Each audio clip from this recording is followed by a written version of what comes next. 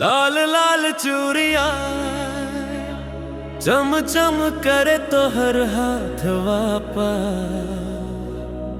तोहरे नजरिया देख सजनी धड़कन रुक जाला सांस वापा।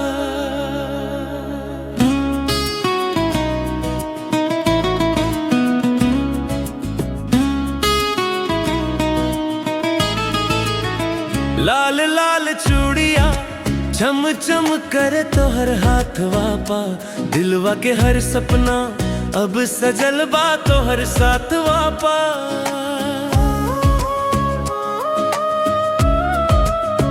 तोहर मुस्कान हम चांदनी रात जैसन, तोहर बोली लागे मीठा गीत जैसन।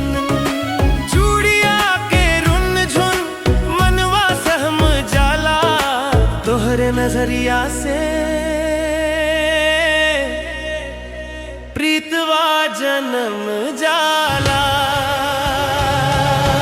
लाल लाल चूड़िया चम चम कर तोहर हाथ वापा, जीवन के हर सपना सजनी बनल तहर साथ वापा।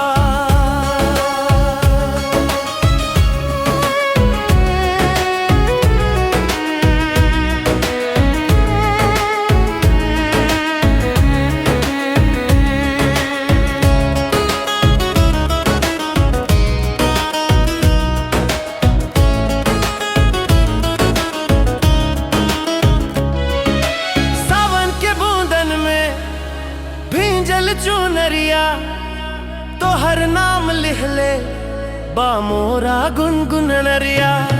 जन्म जन्म हमता तहरा ही चाहब, लाल लाल चूड़िया संग तोहर नाव गुनगुनाब। लाल लाल चूड़िया चम चम करे तोहर हाथ वापा, प्यार के रंग सजनी उमड़ल बा सांस वापा।